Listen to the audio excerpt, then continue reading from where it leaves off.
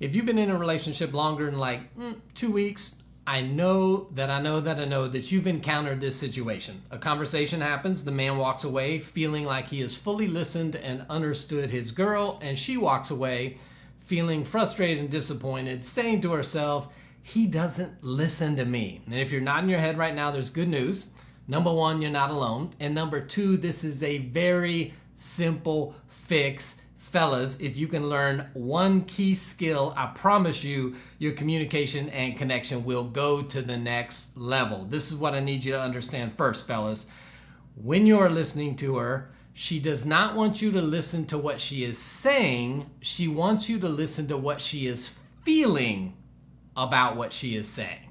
So in this video, I want to give you 3 keys to listening that will help you improve your communication today. Before we jump in, if you've not already downloaded your free guide to intimacy, hit the link in the description area below. It'll evaluate 4 areas of intimacy in your relationship, help you check where you're at, and then implement some things today that will grow your connection and closeness. If you've not already bought your copy of RelationShots, the book, I don't know what you're waiting for.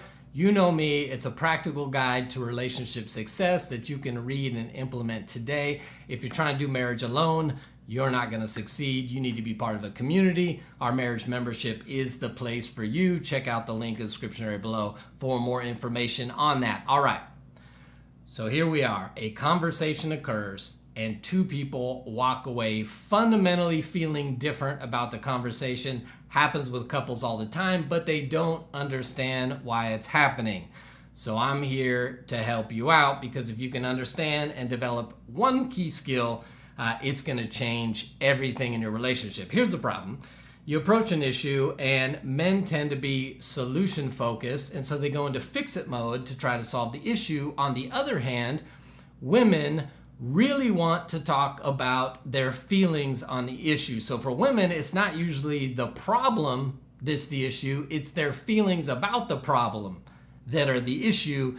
And men miss that, which is why women walk away frustrated and men walk away frustrated because they thought they listened well and provided a solution. So I want to give you 3 keys to listen better. But before I do, let me take you through a framework. So fellas, when your girlfriend or wife approaches you with an issue, I first want you to run it through this framework to decide how you need to approach it. Number 1, if it's emotional, if the issue is emotional, then I want you to listen and validate.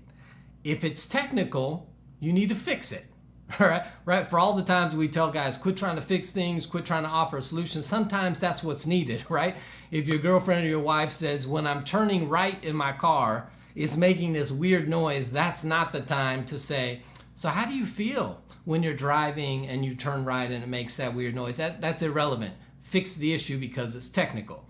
So if it's an emotional issue, you listen and validate. If it's a technical issue, you fix it. And if you don't know, ask, do you want my help or do you just want me to listen? That's the framework that you need to run all these issues through. And if it turns out that the issue is emotional, then implement these 3 skills or these 3 keys to help you become a better listener. Number 1 is ignore the problem and focus on the feelings. Remember, she wants you to listen to how she's feeling about what she's saying, not just what she's saying.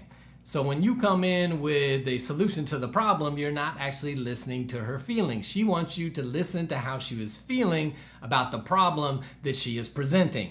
But for most guys, what we tend to do is we tend to filter out those emotions and feelings, because in our mind, those emotions and feelings are getting in the way of coming up with a practical and logical solution. But the problem is you're filtering out the very things, the emotions and the feelings that she actually wants you to be listening to. So I know this feels completely counterintuitive, fellas, but the first step, if you want to be a good listener, is you have got to focus on filtering out the problem first. We're going to come to the problem at some point. Filtering out the problem first so that you can focus on the feelings, because I'm guessing, fellas, that you are with a girl, a woman that you believe has value, is smart, is intelligent, can come up with solutions. So guess what?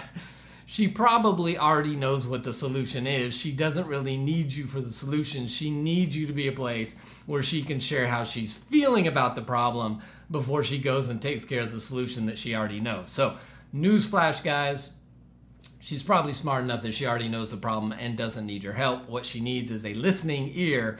So the first step you've got to do is listen, filter out the problem, and focus on the feelings. Number 2 is acknowledge her feelings out loud.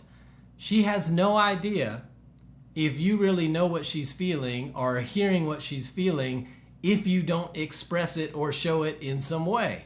So you need to tell her that you understand what she's saying she's feeling. That may be just a simple verbal statement. That may be summarizing back to her what you've heard, something to the effect of, I'm sorry that you're having to deal with that with your coworker. That's going to go much further in letting her know that you hear her feelings than you responding with something like, well, you should tell your boss about that.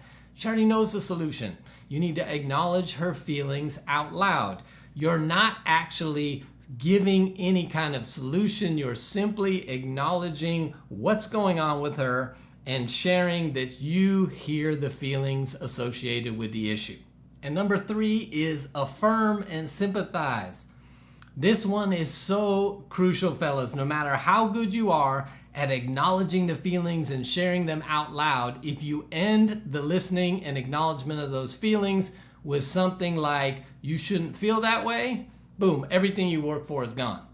Because you've just told her that the way she's feeling is now not valid instead of affirming and sympathizing with that. So let her feel whatever she's feeling and affirm that it's okay to feel that way. It doesn't matter if you think she should feel that way or not. She does feel that way. So your job is simply to affirm that it's okay for her to feel that way in this moment. Now, your philosophical conversations can come later about whether that was an overreaction or whether we should really put that much emphasis on, or has this become too important, or all the other stuff going through your head that may be valid is not valid in this moment. In this moment is just to affirm. If fellas could just understand that affirming their ladies' feelings in the moment would probably cut down the discussion and arguments to half the time they normally take, you would be well to do this. Now, I'm not saying that's the goal. You're not just trying to rush things through, but it's probably the result to affirm and sympathize with how they are feeling. So there you go, fellas. You're welcome. If you can get this skill down, that when it's an emotional issue, you need to get rid of the problem and focus first on the feelings, it would go a long way in improving your relationship. And remember, if it's an emotional issue, you listen and validate. If it's a technical issue, you fix it. If you don't know, you simply ask, do you want my opinion or you just want me to listen? So I'd love to hear your thoughts on this, both ladies and men. Ladies, if this is spot on, let me know. Men, if you've seen this work, or maybe this is an aha moment for you, drop a comment below. Let's talk about it. Again, if we can help you in any area of your relationship, we'd love to be a part of your relationship journey. Maybe that's being a part of our marriage membership, taking a class, getting counseling, going on a retreat, maybe using one of our resources. We would love to help you get where you're trying to go in your relationship. Until next time, we'll see you right back here on RelationShots.